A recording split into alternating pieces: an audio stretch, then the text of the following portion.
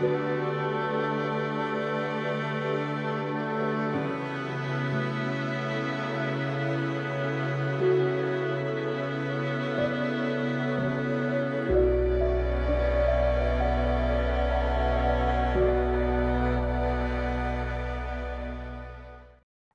everyone. I'm historian Matt McLachlan from Living History, and thank you for joining us for this very special launch of a very special book.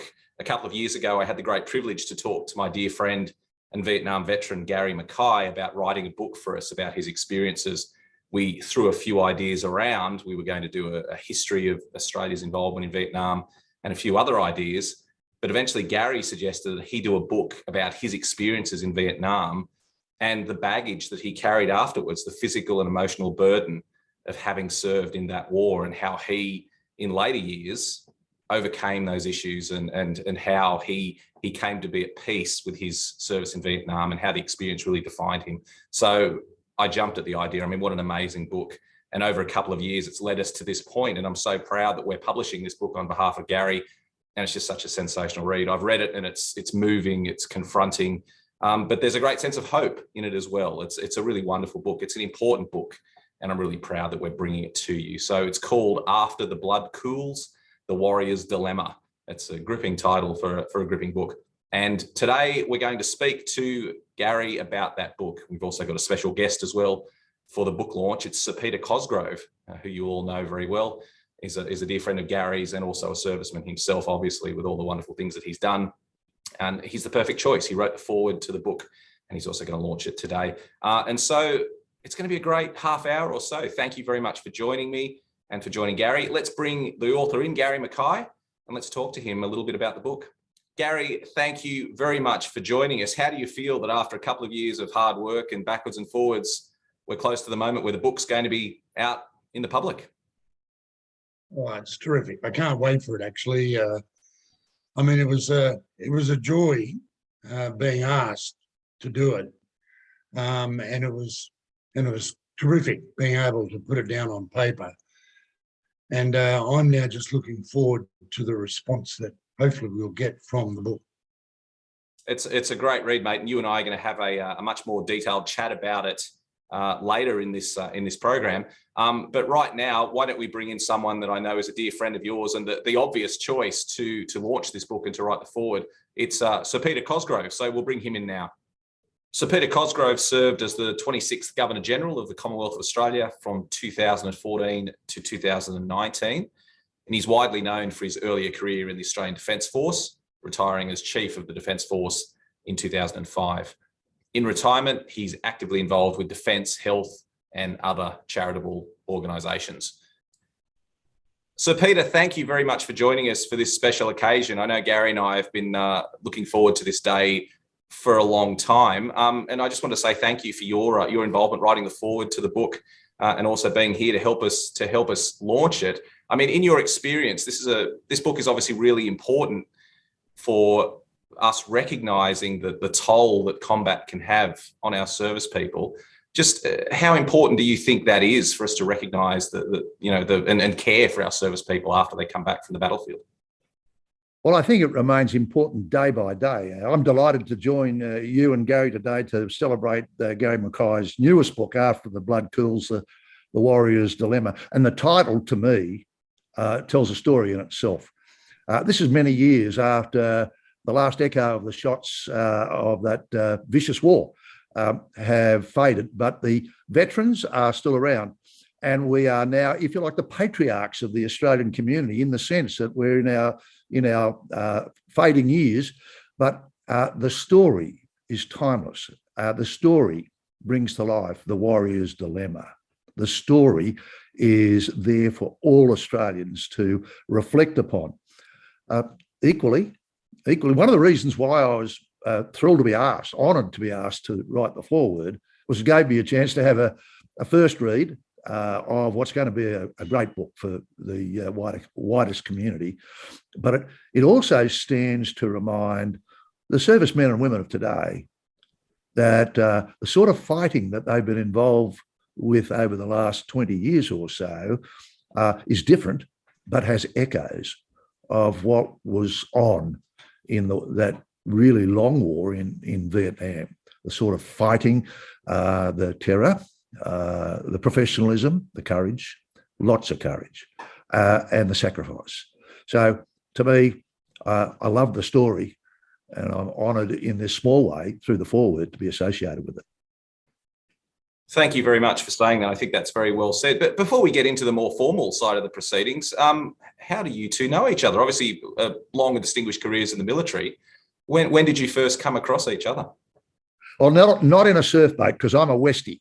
But I first met Gary, I'm going to say, probably at the company commander's course at the infantry centre at Singleton in 1978. I was an instructor there. And I note from Gary's book, that's when he came, and that's when we first met each other. But I knew all about him. He's a bit of a legend. And I knew that he was a knockabout. I knew that he was loved by his men, and I knew he'd been severely wounded and was almost, catastrophically had to, would have been close to being crippled, but somehow he was patched back together. And here he was, still in his army career, and a legend within the infantry corps. I think it's about, is it, Gary, 37% of you that's still original in terms of your physical makeup? Yeah.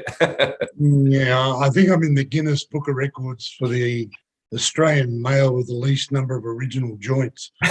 But no, but right, Sir Peter's correct. As a matter of fact, I was on that company commander's course, but I was only a captain because it was just prior to me deploying on a 2-year exchange to New Zealand. So not only was I was also the junior boy on the course, and I was in the company of some pretty hard characters, but it was a very enjoyable course. I really enjoyed it. And obviously, both during, I assume you kept bumping into each other over both of you, obviously a very long career in the military. And you would have, that's what I love about this book, is it's not just about the past and a history book, it's about the evolution of military and how it's about how the military continues to change and improve, yet there's still that common thread that links all combat veterans. Well, Gary galloped a bit through the second or the latter part of the book, which is his wider career, which was very eminent and highly successful. But I want to say to the readers that that gallop will still intrigue you, because you can see the sort of the nomadic life of a military officer in that period, pretty much in any period. One of the things that's interesting is there are some of our colleagues who dropped anchor geographically, and that was it. Always sort of, well, I won't go into that too much. There are others who just, when the bugle blew, off they went. And Gary's one of those. He took the jobs that were pushed his way, and most of them, I would say, were very developmental, not just of your own professional standing, but just life's experience. My career and Gary's have taken us all around the world. We've been to places and experienced living in another culture, another society. And as I look back on that, I wouldn't have missed a moment of it. And I'm sure Gary feels the same about his opportunities to work with the Kiwis and other countries. Yeah. Oh, absolutely. Well, you are a nomad. I mean, 15 removals in 30 years. And, I was lucky enough to go to, New Zealand, New Guinea, the States, Canada, Malaysia, and other parts. It was really enjoyable, and it went so quickly. Just couldn't believe it. One of the things that has been pushed my way is, were there any downsides in your career? Well, of course, every time there's a failure of some sort, with the worst one being when people lose their lives, that you hate that. It just keeps you awake. But if somebody said, well, okay, in order to avoid those hard times, you can't be a soldier. Well, I would have done it, because, I think Gary would say the same. That military career you can find it to be a job. No, more than a job. You can find it to be a career, more than a career. I found it was a vocation. That's an old-fashioned word, but after a while, short time in the military, especially after or during Vietnam, I thought this is what I'm on earth to do, is to be a soldier. I remember when I had to make a decision on whether I was going to finish my national service and go back to the AMP Society or stay in the military. So I opted to stay in the military, knowing full well that I was never going to become a millionaire in the military. But as I've found, and I've said it many times since, my wealth came through other things. And that was the military family that I grew to be a part of over 30 years. That's where my riches lie, are in all of the people that I got to know and serve with. Well, it's very well said, Gary, and it's I think it's it's one of the key aspects of this book that comes through is the relationships that you forged during that long career, and I think that's something that all the military people I know. I've never had the privilege to serve, but I know a lot of military people, and the relationships they form throughout their career is one of the things that really stands out. So I think this book does a great job of demonstrating the importance of those connections to your soldiers and the people you serve with. So it's a really wonderful thing. I think we should head to the more formal part of the proceeding, and it's a real privilege to have you both here. And I would like to invite Sir Peter now just to say a few words about the book. When I first picked up the book, I was going to read it in one go, which I did. That's the way to just get yourself into the lifeblood of a book, not to read it episodically. With Gary's book, of course, he's got a style of writing now which has been honed, practiced, and brought to a high level through numerous other writings of his, all of which we've read, and they're now part of that lexicon of the Vietnam War. So with all of that, this book has been produced in that manner. It races along. It's the story of a lad who really didn't see himself as a soldier. There was a part of the book which I thought was really interesting. I'll quote it. So I enlisted in the citizen military forces for 6 years to avoid NASHOs, that's the National Service Scheme, and possible service in the Vietnam War. So that was his mindset at that time of his life.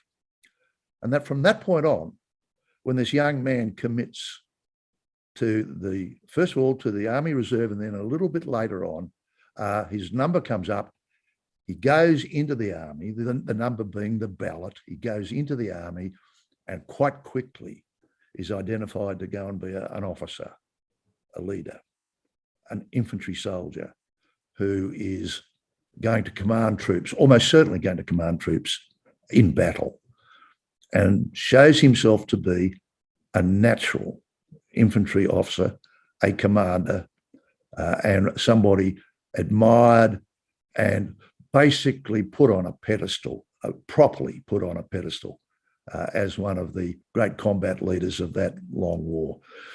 That's within the first 100 pages of the book, you're standing in the shadow of an Anzac.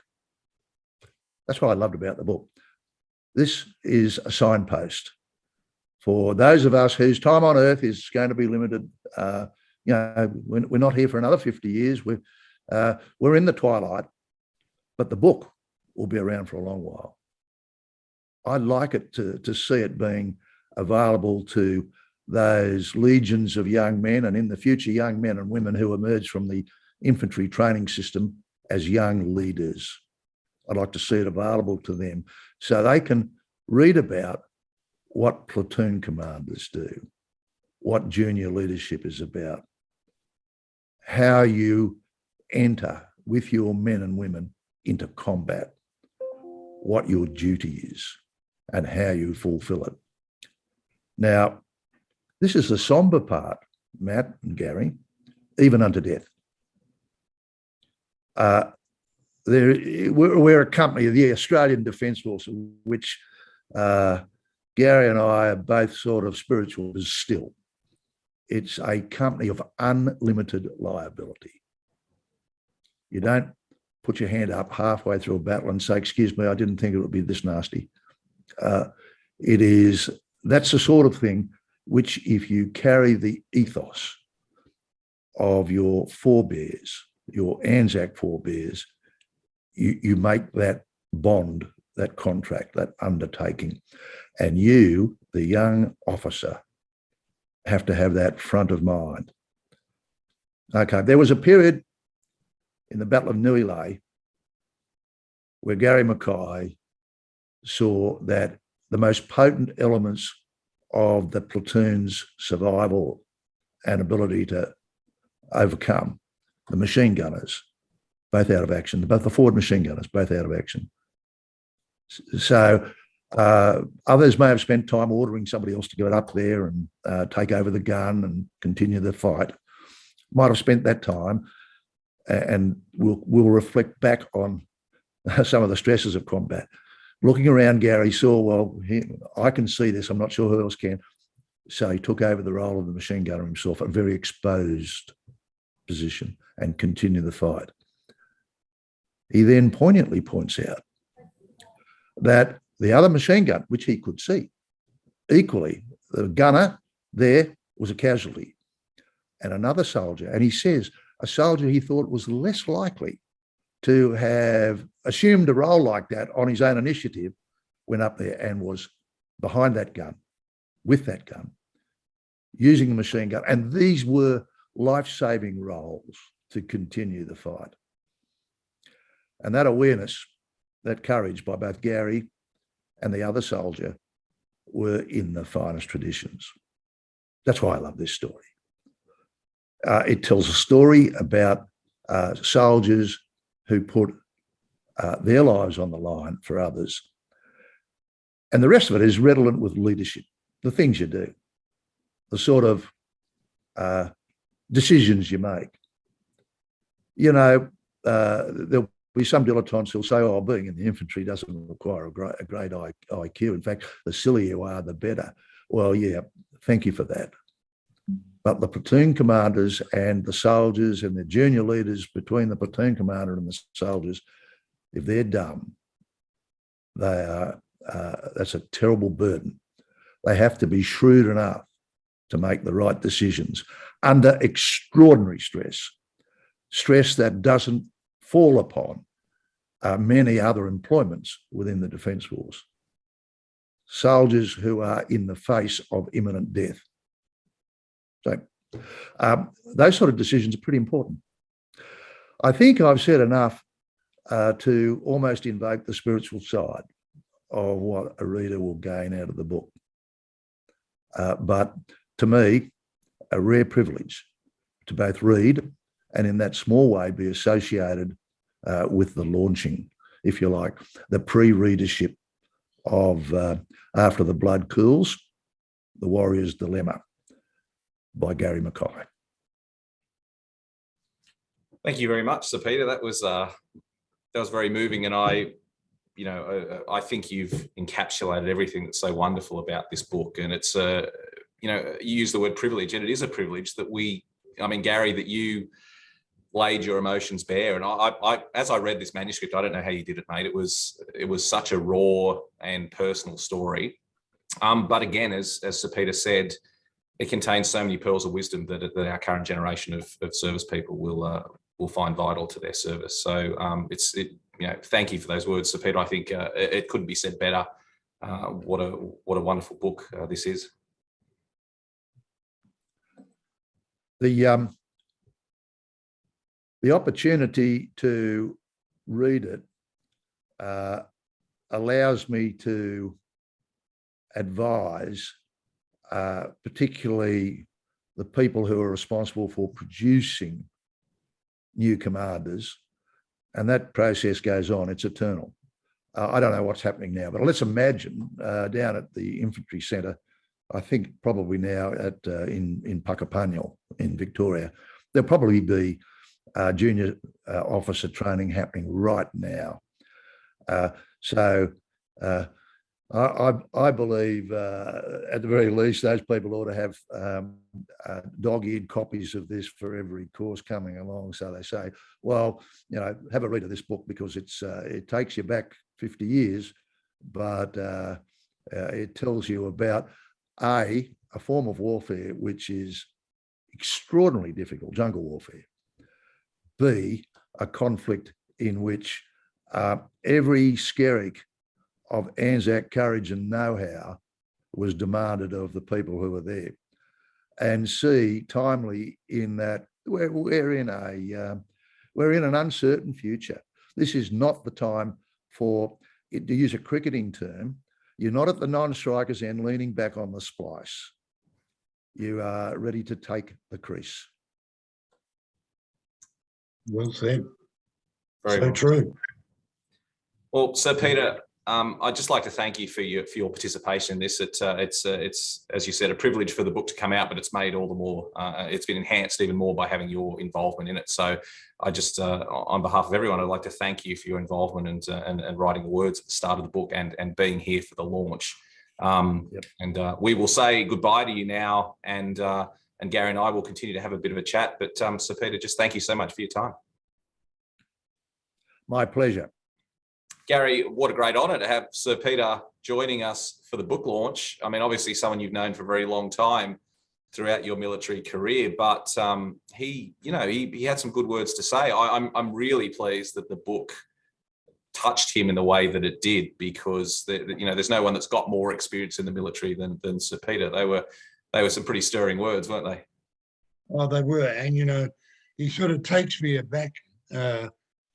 His eloquence and what he said about me, because when I was a young officer, he was one of those guys on the pedestals, because he himself had been awarded the Military Cross for gallantry when he was a platoon commander with the 9th Battalion in South Vietnam.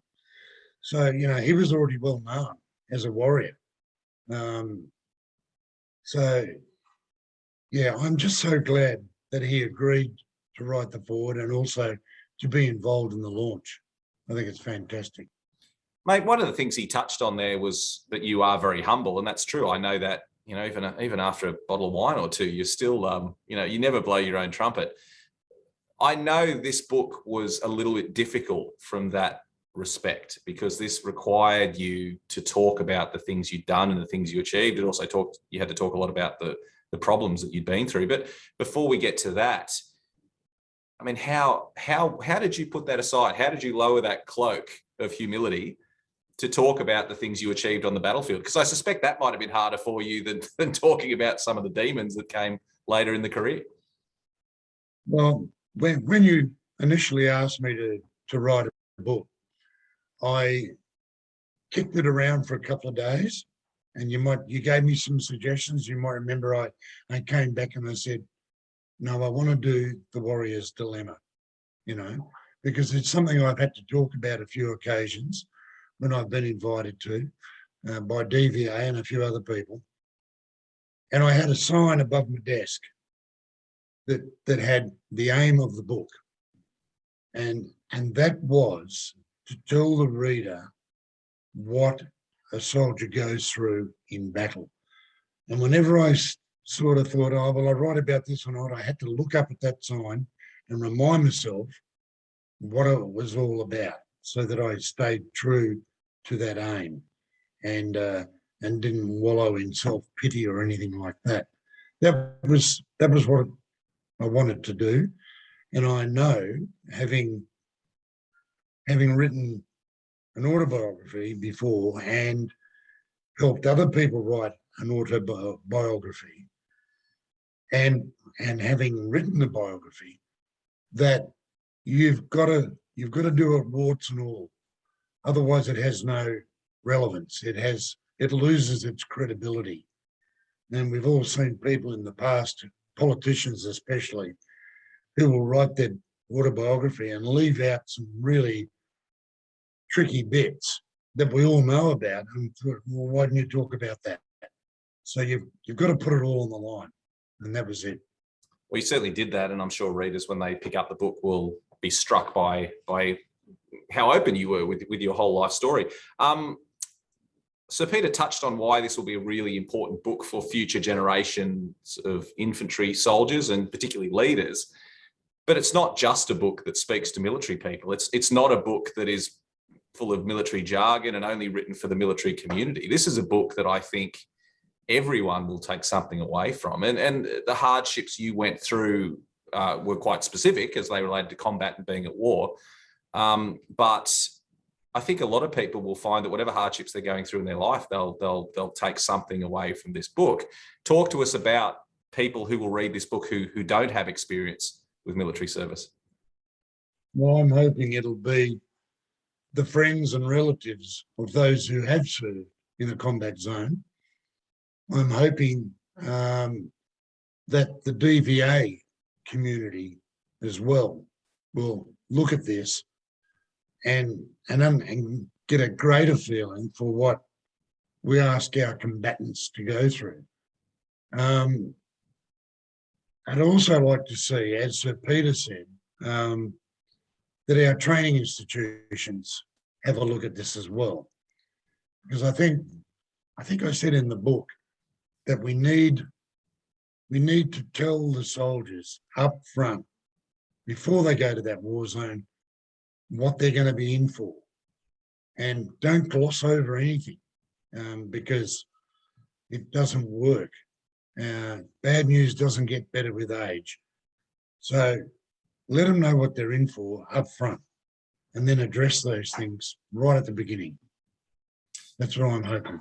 What about for other people who may be in those stressful frontline roles, such as police officers, people in the firefighting departments? What about these people as well? I mean, it's not just about combat that this book explores. It talks about dealing with the stresses of those confronting life-challenging events. So do you think fireys and the police will get something out of this as well? Absolutely. It's funny, in my previous life, I was actually asked to give addresses to the Australian Federal Police and the Queensland Police. I think it was an inspector's course. And they wanted me to talk about operational leadership. And, all you did was change the colour of the uniform.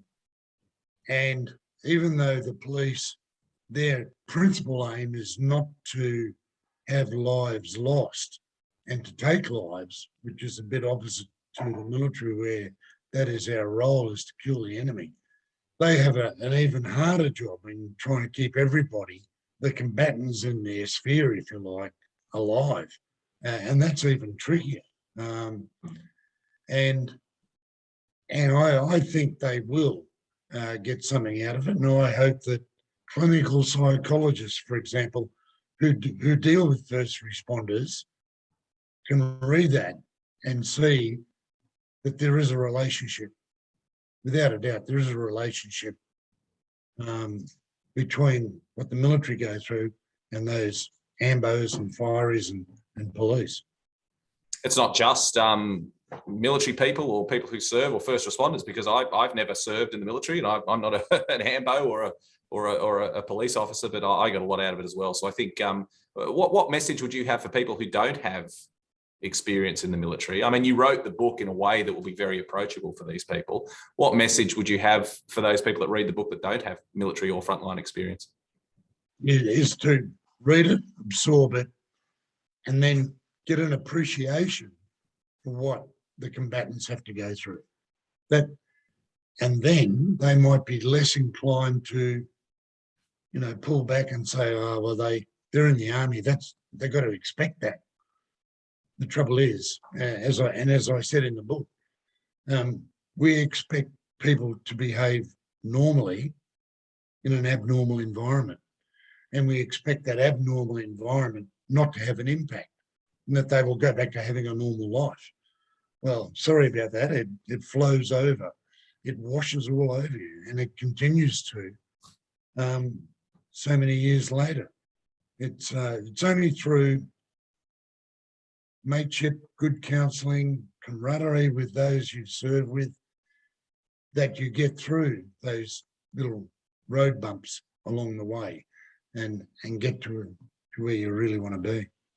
Well, I've often said that there is, in modern times, there is a bit of a gap between military service and civilian life, simply because, unlike in previous generations, the army is a lot, the Defence Force is much more compact organisation than it ever has been before. And fortunately, it's been a long time since we've had a large war that's required civilians to throw on a uniform and go off and fight. The downside of that is that it has created a bit of a gap between the military and civilians. People in civilian life, I don't think, have much of a connection at all with what it means to serve in the military. I think this book does a great job of bridging that gap, because it does. It's visceral how it brings to life what people go through in combat. That's what I found when I read it. You know, I've read a lot of accounts of what it's like to be in combat, but this was so confronting. And as well, it spoke about the challenges of coming home. I mean, that must have been a difficult journey for you, and even harder to write about decades later. And it still rankles, you know, when we came back and we were treated with either apathy or anger by some people, and this misdirected opposition to what we had done. The soldiers didn't make the decision to go to South Vietnam. It was a political decision.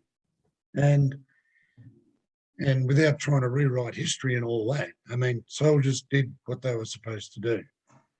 And when they did go there, now they did it well. And that's why I guess I was fortunate in a way that we had the national servicemen in the story, because here were these citizens who, through no choice of their own, their marble drops out and they're in green baggy skin, and then the next thing they're in a war zone. Now, they were well trained.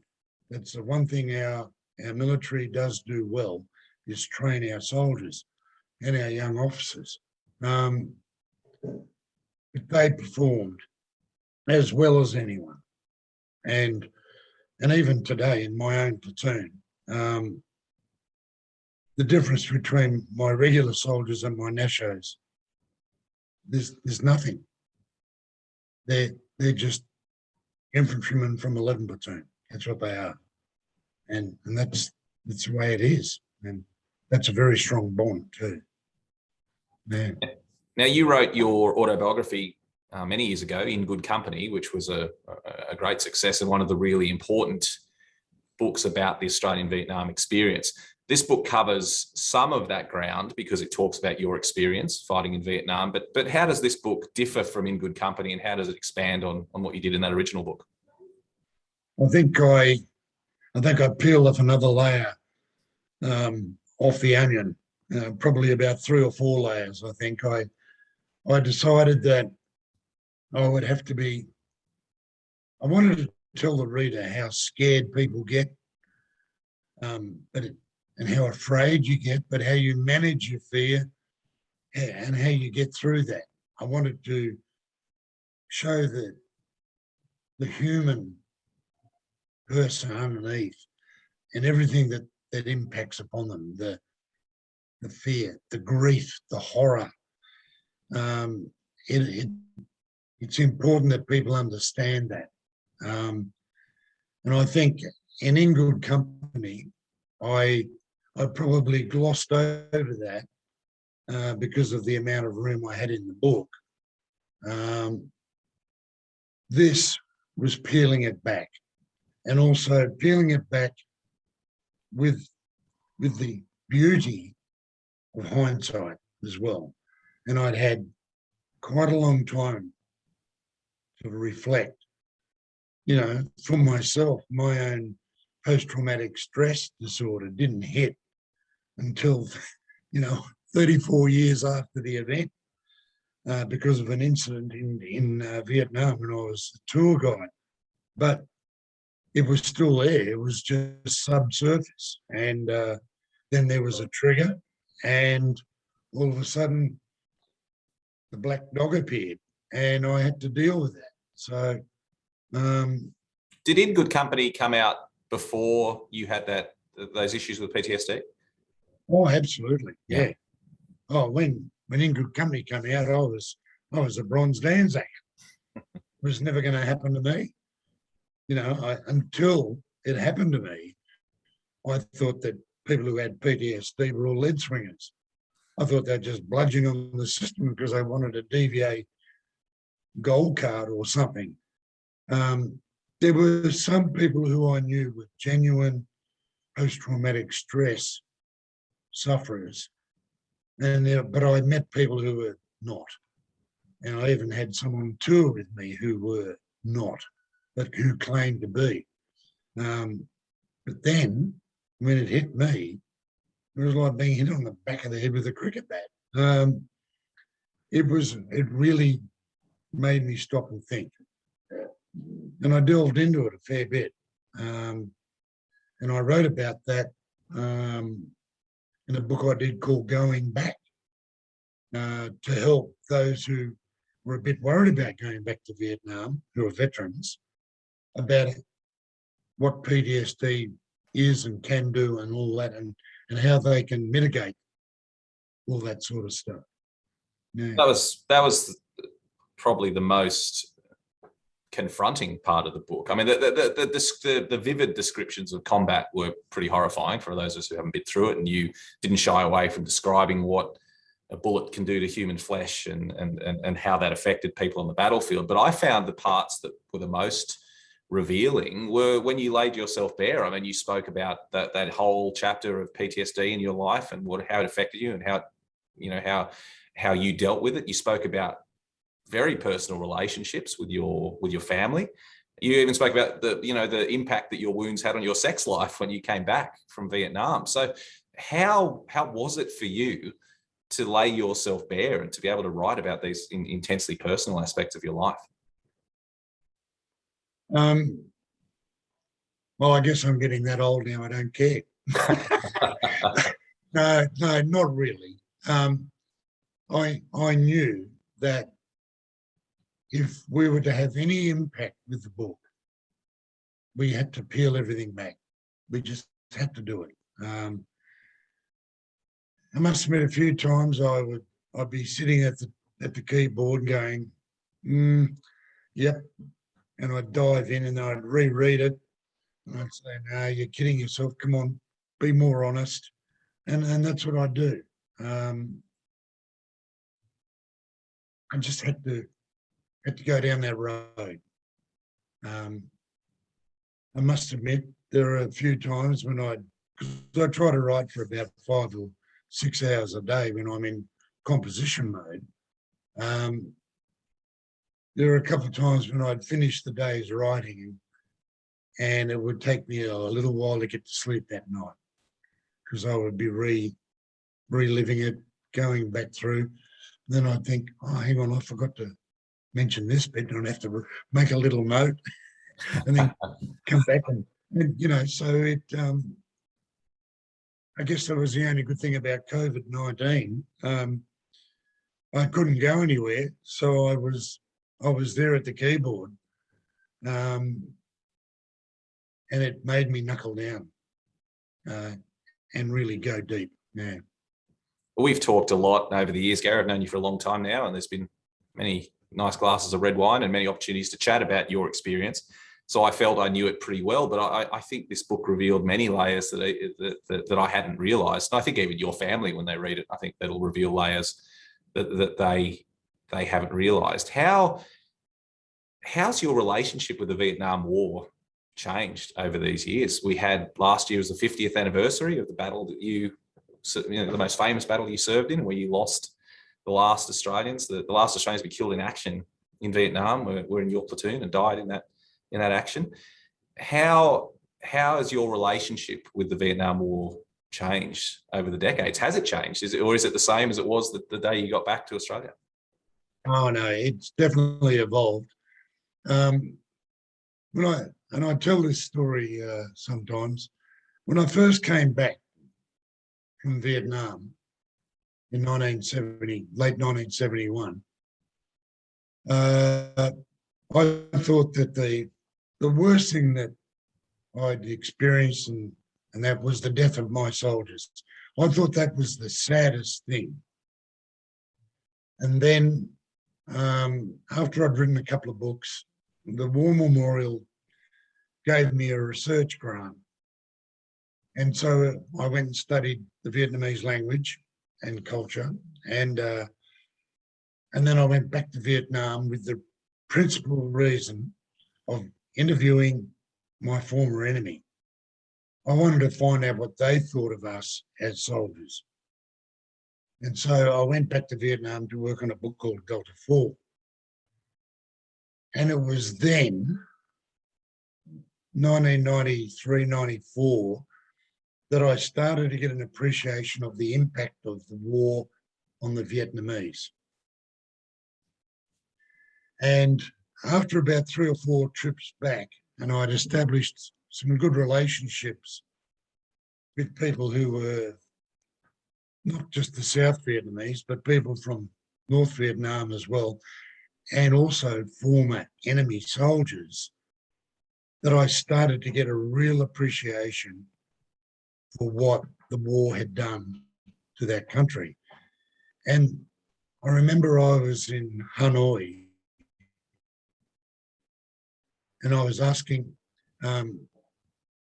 a public official what he thought the most likely number of missing in action was from the PLF, the Popular Liberation Front, the NVA, the Viet Cong, the enemy in general, because we had 7 in Australia who were MIA. The Americans had several thousand. The Army of the Republic of Vietnam, the South Vietnamese, they had thousands and thousands. And he looked at me and he said, I couldn't give you an exact figure, but his ballpark figure was 250,000 people.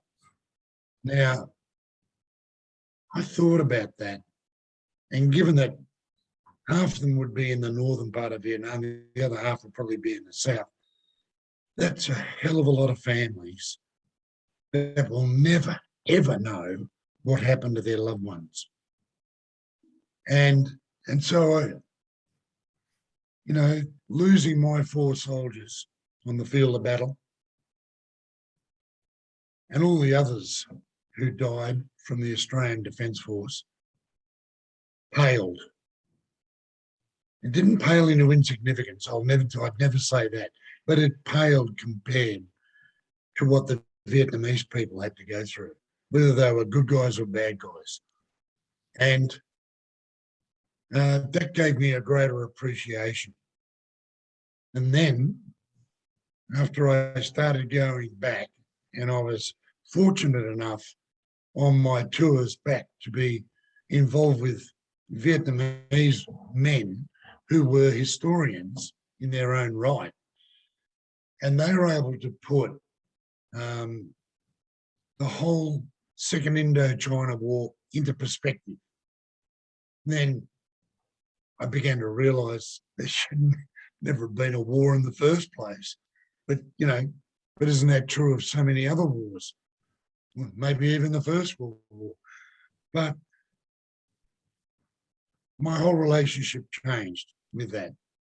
And then when I got to meet my former enemy and sit down with them, tell lies, have a few beers, and realise they were just like me.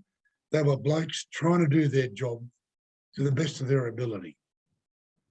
And we were just all wound up in this terrible political conflict. And I got a greater appreciation for it. So, yeah, I've come to appreciate the war a lot better since I came back and since I started going back to Vietnam. Yeah.